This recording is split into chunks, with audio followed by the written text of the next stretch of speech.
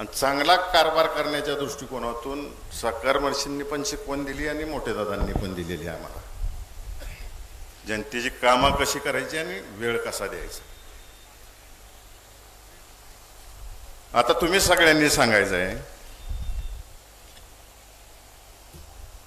काय निर्णय घ्यायचा. मी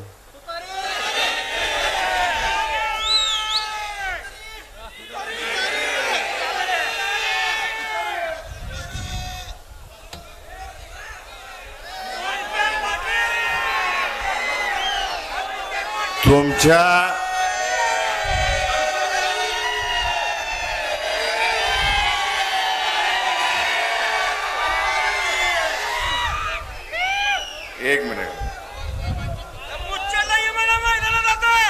एक मिनिट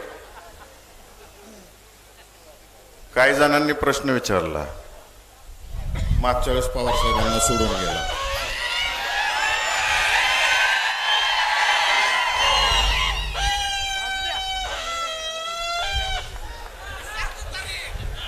मागच्या वेळेस पवार साहेबांना तुम्ही सोडून गेला असा प्रश्न विचारला.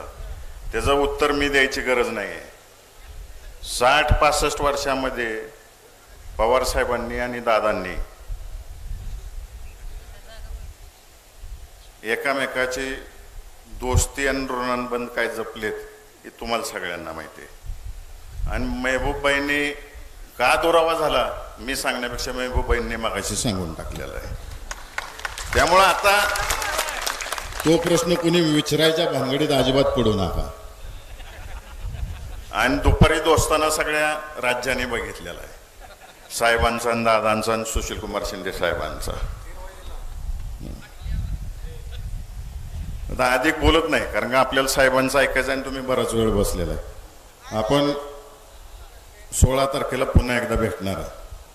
फक्त एका माणसाला मला आज उत्तर द्यायचं आहे. एका माणसाला आपण त्याला निवडून दिला आहेत ना.